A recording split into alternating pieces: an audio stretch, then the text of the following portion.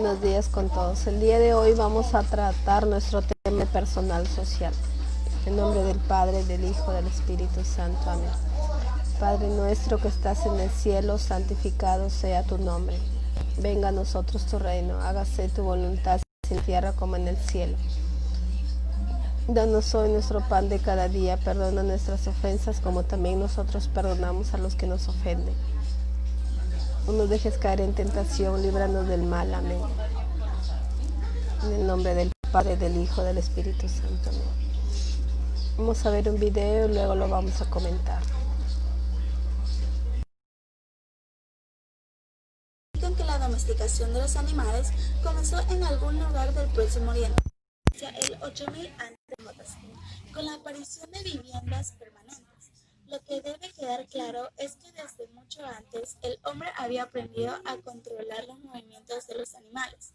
En los comienzos del Neolítico, hace unos 11.000 años, cuando los hombres del Próximo Oriente comenzaban a establecer en comunidades permanentes, pero aún no agrícolas, comenzaron a guardar cabras y ovejas para utilizarlas como reservas alimenticias, dándose así el primer paso para la domesticación. El hecho de las cabras y ovejas era de que se reunían para controlarlos como rebaños por un líder y así facilitar lo de los defectos del cordero o el cabrito. Los campesinos del Próximo Oriente también fueron los primeros en domesticar cerdos y tal vez fueron domesticadores del ganado bovino. Con el tiempo y en unos otros lugares se domesticaron otros animales, como el caballo, alrededor de 3000 a.C. Domesticación de las plantas. El primer cereal que se pudo domesticar fue el trigo.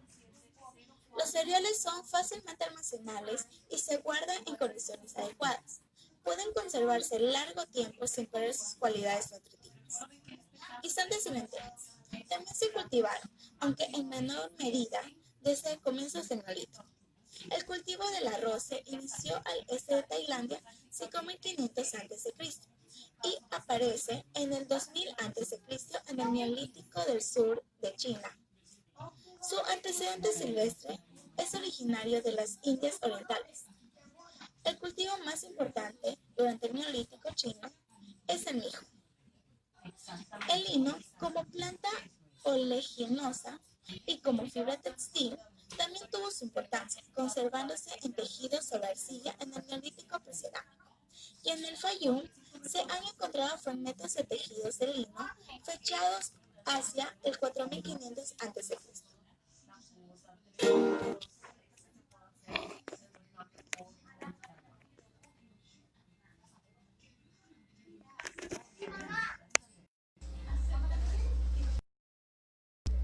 Muy bien. Hemos visto un video acerca de la domesticación de las plantas y de los animales. Alrededor del año 9500 a.C.,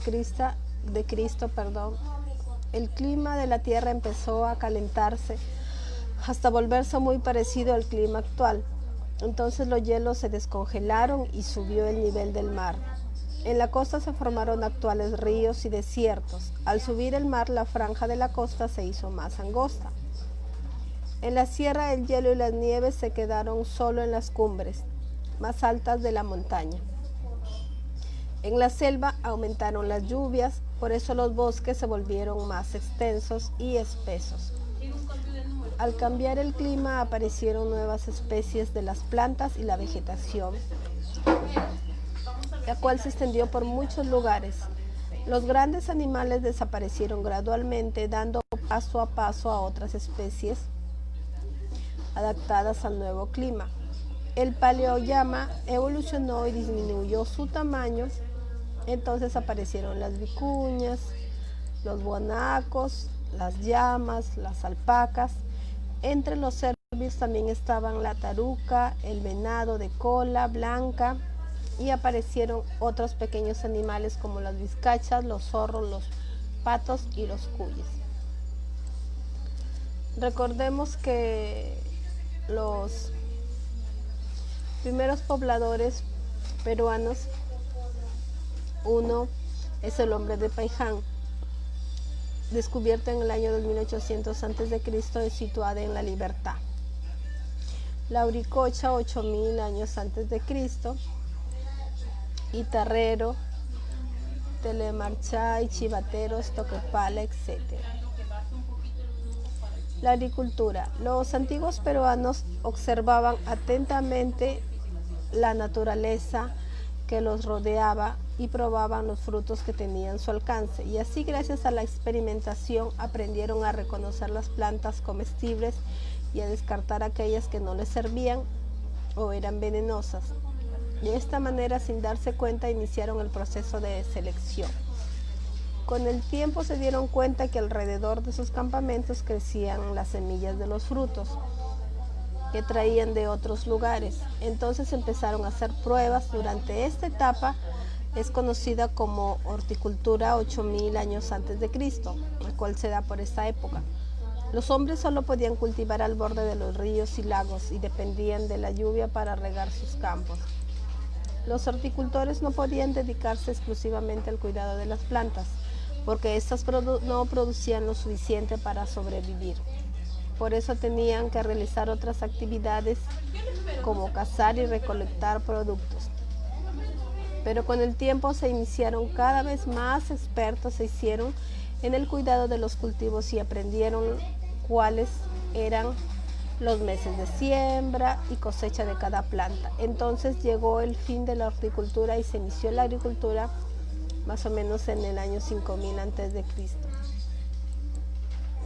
A lo largo de esos años de aprendizaje, el hombre realizó la domesticación de las plantas. ¿Cómo lo hizo? De todas las plantas silvestres que hacía a su alcance, seleccionó solo las semillas de aquellas con frutos grandes y jugosos, con lo que favoreció su crecimiento y supervivencia frente a otras menos atractivas. A esa intervención en la naturaleza le llamamos domesticación. Algunas de las plantas o frutos que el hombre peruano conoció en esa época tenemos a la lúcuma, la papa, maíz, guanábana. Vamos a ver otro video y luego lo vamos a comentar.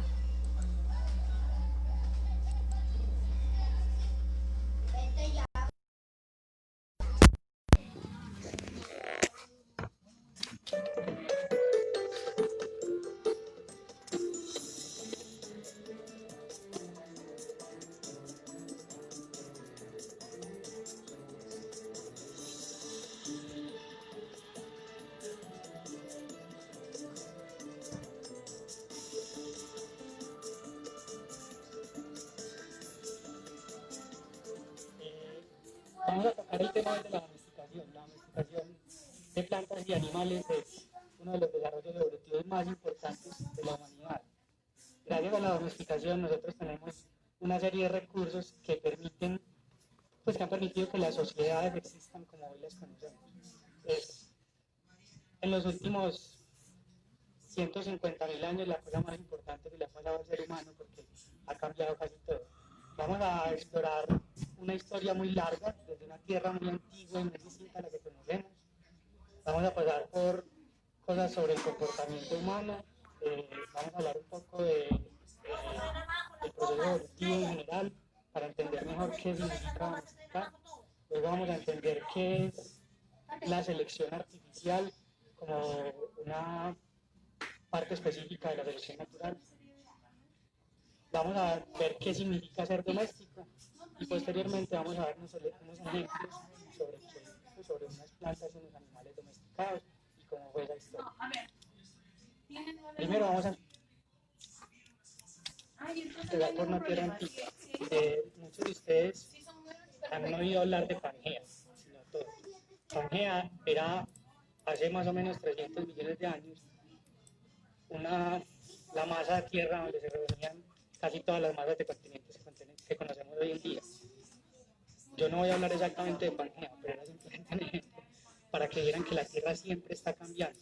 Las escalas de tiempo de las que vamos a hablar son mucho más grandes a las que estamos acostumbrados a ver normalmente. Entonces, es muy importante que sepamos que la Tierra siempre está cambiando, así nosotros no lo percibamos. Está cambiando en muchas cosas, no solamente pues está cambiando en fauna, cobertura vegetal o flora y geografía. Vamos a centrarnos específicamente en un periodo de tiempo que pasa alrededor de hace 12.000 años. Hace más o menos 2.7 millones de años empieza una era geológica que se llama el Pleistoceno. El Pleistoceno nosotros también lo conocemos como la era del hielo. Esa era geológica se acaba hace más o menos 12.000 años.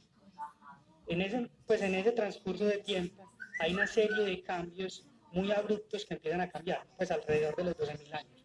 Durante esos 2.7 millones de años que dura el Pleistoceno, hay periodos de tiempo que son más fríos y hay periodos de tiempo que son más cálidos.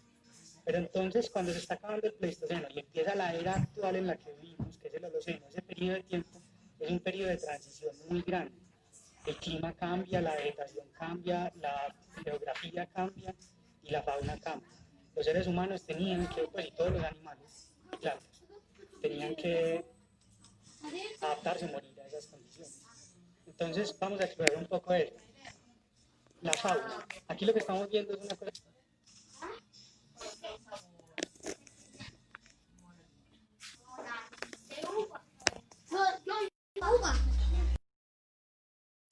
Muy bien.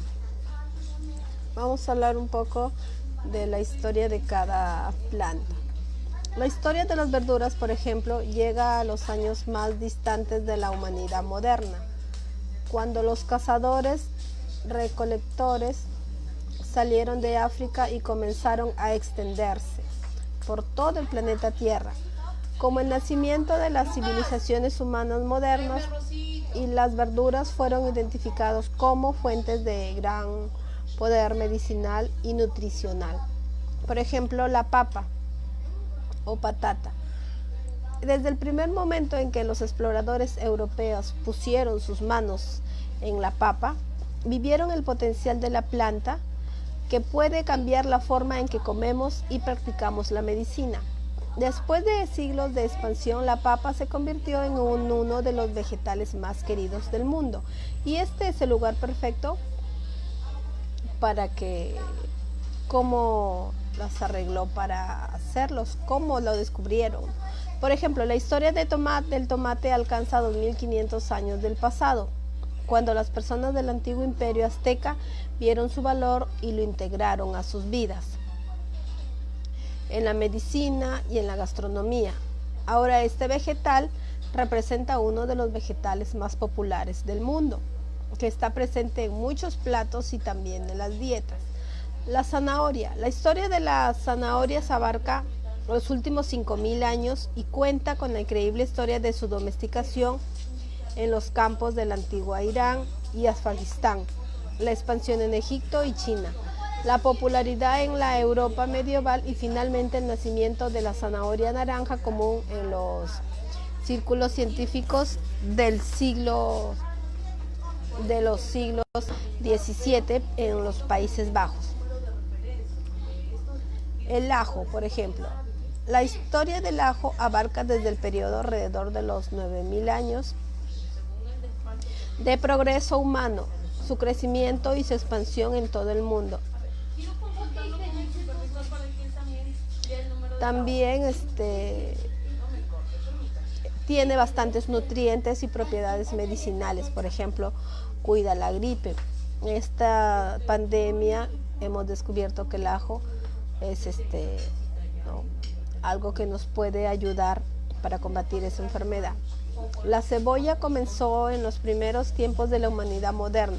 Nos ayudó a sobrevivir gracias a su gran valor dietético y la facilidad de crecimiento. Tiene capacidad de almacenamiento durante periodos de hambre y también tiene increíbles propiedades medicinales. El frijol. La historia del frijol es larga e interesante. Comemos frijoles desde la antigüedad, cuando eran una planta silvestre. Después de miles de años de cultivo de esta planta, todavía la comemos en cocinas para sabrosos platos típicos y también en postres. El pepino. La historia del pepino se remonta a 5000 años antes de Cristo, donde se inició su crecimiento y también su expansión humana, su expansión para los humanos. Tiene excelentes valores nutricionales y su potencial para sanar nuestros cuerpos. Este vegetal recibió una popularidad que nunca dejó de aumentar. También dicen que el pepino es bueno para adelgazar y para mantener fuerte a nuestro cuerpo. El pimiento se originó en América del Sur y desde allí se extendió por todo el mundo, después de que Colón trató de encontrar la ruta occidental hacia la India. Desde ese entonces, este vegetal doméstico está en muchas partes del mundo y se usa en muchos platos también. El repollo comenzó en el lugar de Europa antes del año 1000 a.C. El repollo fue primero una planta silvestre, como la mayoría de las verduras que comimos comenzó, pero fue cultivado a tiempo y utilizado como alimento desde la antigüedad, tanto para los ricos como para los pobres. El rábano. Los primeros rábanos aparecieron en el lejano oriente y desde allí se extendieron por todo el mundo y en muchas variantes diferentes. Todavía son populares hoy en día y también las comemos en ensalada y otras cocinas también como el ceviche. Las espinacas. Era una verdura muy apreciada desde los primeros días por todos los que cultivaban y consumían.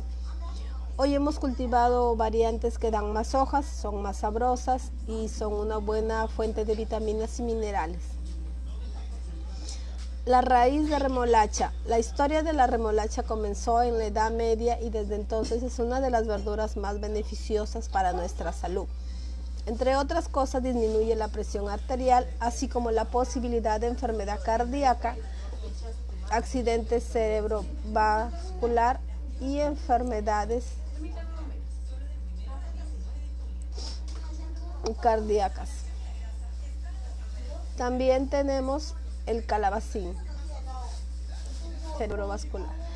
El calabacín es un vegetal relativamente nuevo en esta escena mundial, pero por eso no deja de ser popular y saludable. Sus ancestros salvajes tienen miles de años, pero lo conocemos como calabacín hace solo 100 años. El jengibre o quión. La historia del jengibre comenzó en las exuberantes junglas tropicales del sur de Asia. Desde la antigüedad, el jengibre era una especie esencial y medicina. Hoy todavía se usa en el Oriente y Occidente por las mismas razones como alimento, como dulce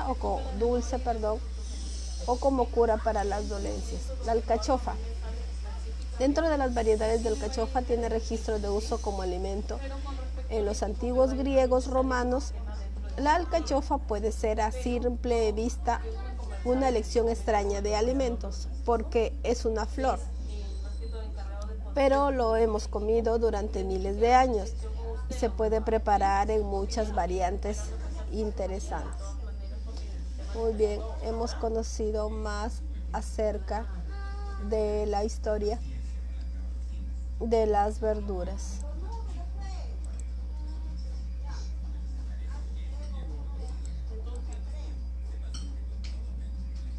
Muy bien, ahora vamos a ver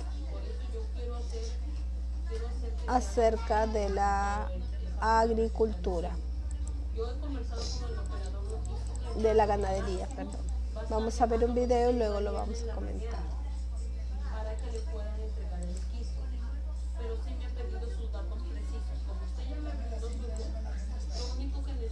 Animales.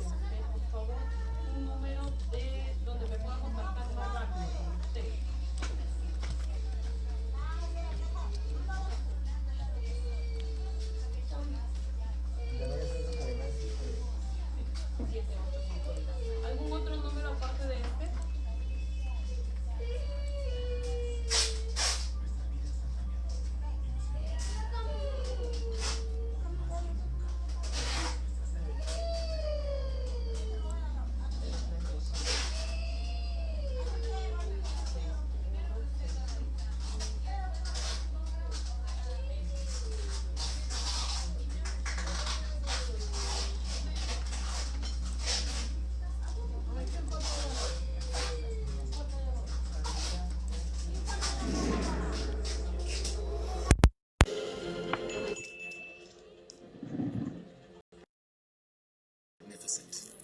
Sheep weren't always this fluffy. We fluffified them by breeding the fluffiest in each generation. This is domestication, sculpting wild animals for better human use. As we saw in Part 1, for early man, animals were powerful tools. Food, clothing, transportation, tractors. Yet, though there were animals everywhere, Si gusta, yo también voy a estar dándole seguimiento para comunicarme el día de mañana con usted.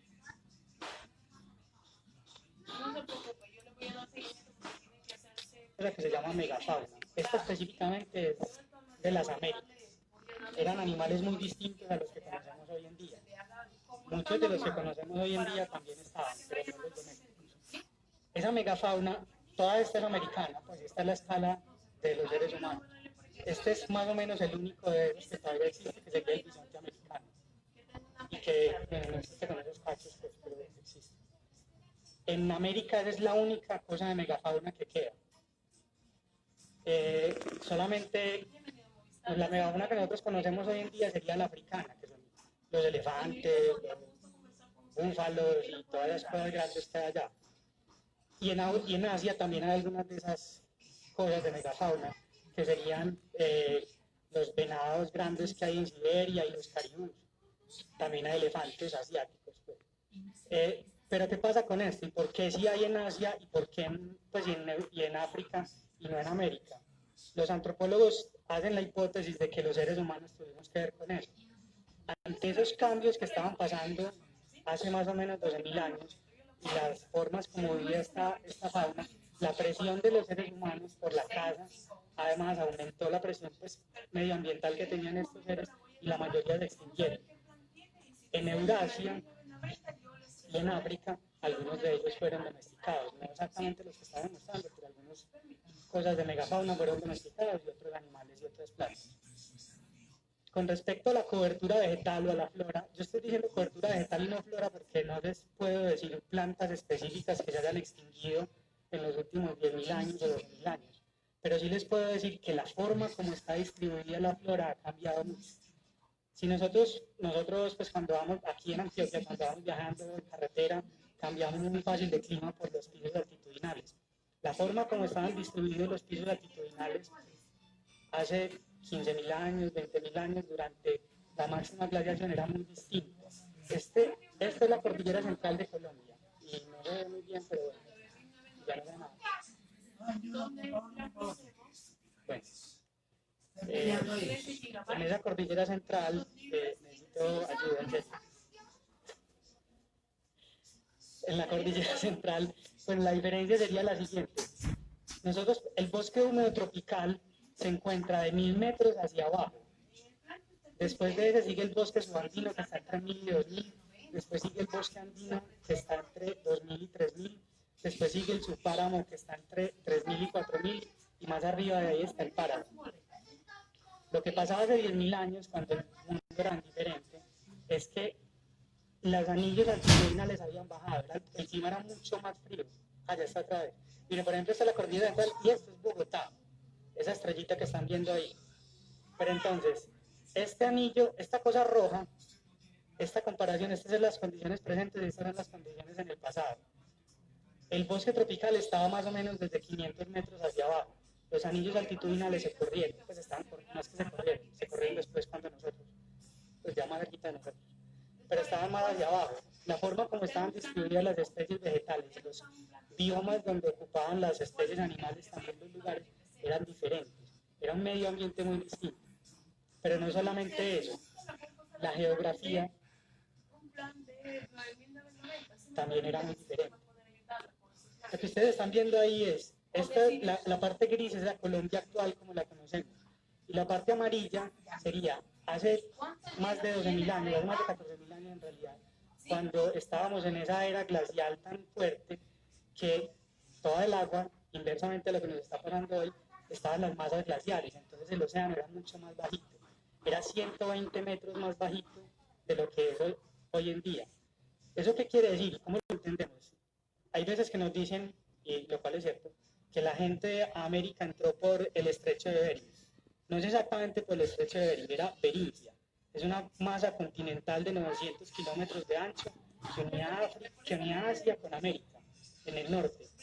¿Qué son 900 kilómetros de ancho? Panamá, la parte más estrecha, tiene 50 kilómetros. 50 kilómetros es lo que hay en línea recta de Medellín a La Pintada. 900 kilómetros es lo que hay en carretera, así es la carretera que hay más o menos de aquí a Riohacha. En línea recta, más o menos lo que hay de aquí, de Cali a Santa Marta. Es una cosa muy grande, no era una cosita chiquita. Panamá, como les digo, tiene 50 kilómetros en este momento. Entonces es una cosa grande que la gente cuando cruza no sabe que está cruzando. Es que las islas del sureste asiático eran masa continental. Cuando la gente cruza hacia Australia, ve a Australia. No es como en este momento que Australia no se ve. Usted podía llegar a Nueva Guinea caminando y de Nueva Guinea a ver Australia. Entonces eso es muy diferente a lo que vemos, al mundo que tenemos hoy en día. Es profundamente diferente. ¿Eso qué quiere decir? Por ejemplo, en la geografía de Colombia, ustedes piensen en Ciénaga Grande de Santa Marta. La Ciénaga Grande de Santa Marta es un ecosistema que se alimenta también del mar, ¿cierto? Es un ecosistema estuarino. Entonces, si el nivel del mar, yo creo que están viendo esto, no sé qué pasa. Si el nivel del mar está 120 metros más abajo, quiere decir que no es una ciénaga. ¿Sí o qué? No podía llenarse de agua de mar porque el mar estaba mucho más lejos. Y los canales, los ríos grandes de Colombia también estaban más bajitos en la parte de abajo.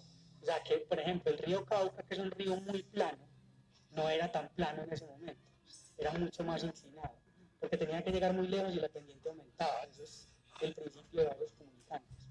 Entonces, la geografía en general, la forma como estaban distribuidas las especies vegetales y los animales que habían eran muy diferentes. Los seres humanos estaban acostumbrados a una cosa muy diferente. Entonces, yo la verdad no tenía por qué cambian las eras geológicas, pero empezaron a cambiar, esta última empezó a cambiar hace más o menos 12.000 años. Todos esos cambios hicieron que la gente tuviera, y los animales y las plantas tuvieran que tener unas alternativas y desarrollar unas estrategias que pues, les permitiera sobrevivir. Yo no creo que la gente hace tiempo fuera así aria como los que están en la foto, pero la idea es que los manes se encuentran en un problema que hay que resolver. Y para eso nosotros tenemos la herramienta más impresionante los seres humanos tenemos una herramienta increíble, que es nuestra naturaleza, y nuestra naturaleza se llama cultura. Como yo la entiendo, la cultura no es esa cosa como que la cultura lavarse los dientes y la cultura de tener las manos limpias y las uñas limpias, sino que la cultura es la capacidad humana de adaptar el comportamiento. Es el comportamiento humano que es cambiante, que es capaz de copiar rápidamente unas cosas y es capaz de innovar pequeñas cantidades de información para poder encontrar respuestas rápidamente a situaciones que se le presenten. En ese sentido, la cultura es nuestro instrumento adaptativo por excelencia. Es la cosa más grande, pues es lo que nos permite hacer todo. No es simplemente muchas veces en la antropología, como definen cultura, entonces hacen como un listado de las cosas que pueden ser una cultura. Entonces dicen la forma de vestir, la forma de comer, las reglas, la política, la economía, la no sé quién, y todo es una lista de cultura. Pero entonces eso hace que podamos tener como muchas posturas. A mí me parece que no, que eso es simplemente manifestación. Hay una cosa llamada cultura que es la humanidad, pues es lo que tenemos todos que nos une. Y esa es una capacidad impresionante, pues tiene una cantidad de recursos, muchos ya nos los inventamos y muchos están por descubrir porque dependen de lo que quede. Es acumulativa, se transmite no solamente verticalmente, como se transmiten los genes de padre a hijo, sino que se transmite horizontalmente. Yo le puedo contar cosas a otras personas. Es muy interesante en realidad.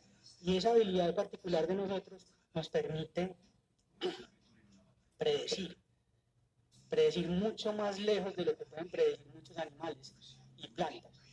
¿Qué quiero decir con eso? Nosotros los seres humanos de hace 12.000 años y más, sabían cuándo venían las manadas de animales, sabían cuándo venían las viviendas de peces en los lugares donde ellos conocían, ¿sí? Sabían también cuándo había cosechas de algunos frutos que ellos consumían. Ese es un nivel de predictibilidad bastante alto, pero cuando esos recursos empiezan a escasear, porque el mundo está cambiando, la cosa se pone muy complicada. Entonces hay que desarrollar, pues o la gente empezó a desarrollar otras estrategias. En este punto me interesa hacer una cuñita con una cosa, que es con las dietas. Siempre, pues o últimamente, no siempre, últimamente se habla mucho sobre la paleodieta. Esa es una cosa que se puso de moda. Y entonces la gente dice, yo voy a comer carne cruda y nueces, y eso es como veía la gente del paleolítico, y eso es una maravilla, y no sé quién, y así tenemos que vivir todos, y a los niños hay que darles tetero de caldo de hueso, porque eso es la maravilla. Nosotros no sabemos exactamente qué comía la gente hace tiempo, ni exactamente qué proporciones, en ninguna parte del mundo.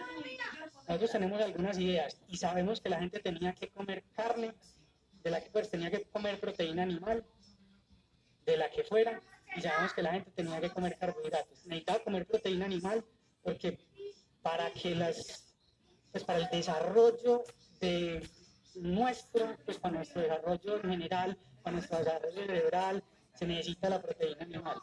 Y necesitaba comer carbohidratos de varias formas, no solamente en azúcares rápidas como podrían ser los frutos, sino que también comía tubérculos hace mucho tiempo.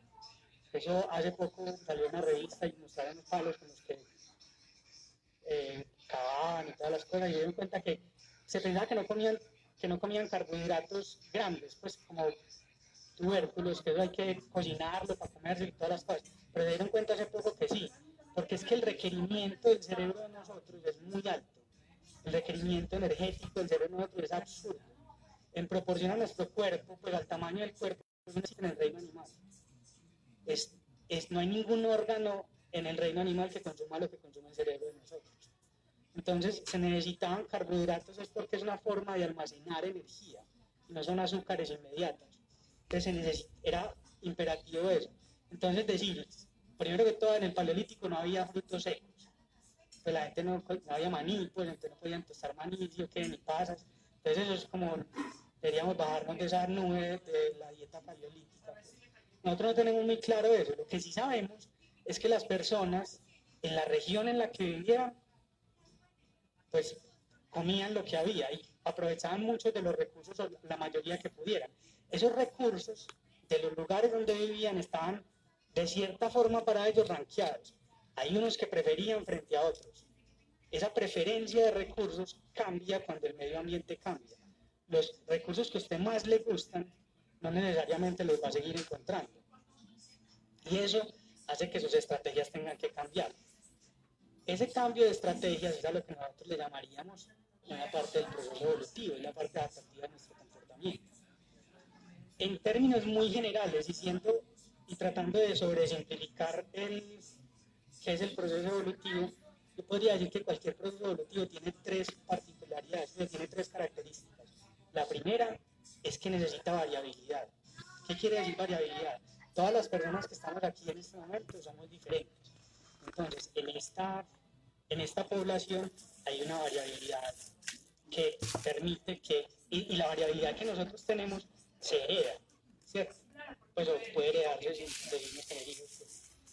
Además, en la parte de la reproducción sexual que a nosotros nos concierne, se aumenta la variabilidad cuando se hace recombinación. No solamente lo que nosotros tenemos hereda, sería la mitad de lo de nosotros y la mitad de lo de nosotros pesamos. Pues la de nuestra pareja, ¿sí? No de todas las otras personas. Pero eso se hereda y pues, el entorno, a eso le decimos selección natural, el entorno selecciona. ¿Pero qué quiere decir que selecciona? Lo que quiere decir que selecciona es que ciertas condiciones se vuelven mucho más frecuentes que otras, ciertas características. No quiere decir que se mueran unos y vivan otros, que maten unos, sino que en términos reproductivos, en las generaciones futuras, ciertas frecuencias van aumentando de características. Darwin, por ejemplo, argumentaba que el color de piel es una cosa de selección de ese tipo, y es de selección sexual. Son preferencias sexuales. La gente prefería ciertos colores de piel en ciertos colores de piel en ciertos lugares geográficos frente a otros. No es una... ¿Por qué? Pues probablemente porque fuera más apto.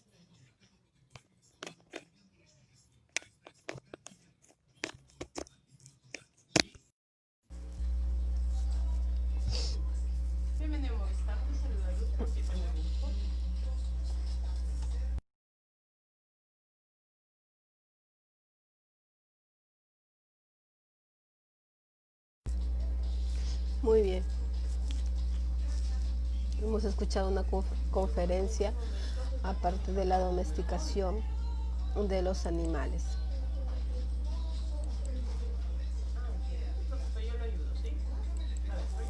En el caso de la ganadería, la domesticación de animales siguió un proceso al de la domesticación de las plantas. Las bandas observaron las costumbres de los animales, qué comían, cuándo se reproducían. Descubrieron que podían mantener en cautiverio a las hembras y a los animales más jóvenes y empezar a cazar a los machos más desarrollados. Y así empezó la caza selectiva, que se inició más o menos en 7000 antes de Cristo. Poco a poco los animales familiarizaron con el hombre y así el cazador se convirtió en pastor. La domesticación de los animales, que se dio en el año 5000 antes de Cristo, proporcionó al hombre una fuente segura de carne para alimentarse, piel y lana para vestirse. Con la domesticación de plantas y animales, el hombre vio la necesidad de permanecer más tiempo en un lugar. Las primeras aldeas se formaron en la costa. Agrupaban alrededor de 100 personas que habitaban en viviendas rústicas construidos con junco, pieles y huesos de ballenas. Los restos de las dos aldeas más antiguas se encuentran en Chilca y La Paloma, ubicadas al sur de Lima. Al comienzo los hombres fabricaron primero redes de pesca y canastas con juncos, fibras entrelazadas y anudadas. Más tarde utilizaron agujas y ganchos de huesos y madera y así con el aparato para tejer, que lo llamaron telar. Con esos instrumentos fabricaron telas simples con hilos de algodón y lana de camélidos. Finalmente lograron confeccionar no solo tejidos para su vestimenta, sino también para ofrendar a sus dioses. Hacia el año 3000 aparecieron los primeros templos. Estos espacios debieron ser importantes para la comunidad, pues se hicieron de gran tamaño y fueron construidos con elaboradas técnicas. En ellos se reunían las familias para las fiestas religiosas, donde los pobladores comían, bailaban y participaban en rituales. Entre los templos más conocidos figuran el Paraíso en la costa y Cotoche en la sierra. Para este último hay una construcción rectangular, dentro de la cual hay restos de un fogón. Por esta razón los estudiosos piensan que este lugar se rendía culto al fuego. En el descubrimiento de la cerámica, la alfarería es el proceso por el cual se modeló un objeto en arcilla. Se le deja secar al sol y luego se pone el fuego. El fuego endurece al objeto, convirtiéndolo en cerámica, la cual se caracteriza por ser resistente al agua y al calor. Las primeras evidencias de cerámica en el Perú datan del año 1800 a.C. Para el año 1300 a.C. ya se habían popularizado en todo el territorio peruano a través de su estudio de la forma y la decoración de la cerámica. Podemos obtener mucha información de las ideas y las costumbres de los antiguos peruanos. Tenemos y otras más. Entre los animales que se domesticó está peliolama, el guanaco, la vicuña, entre otros. Y después pidió otro equipo, ¿verdad? Aquí hemos conocido cómo el hombre domesticó a las plantas y algunos animales. Bueno, eso ha sido todo por el día de hoy. Gracias.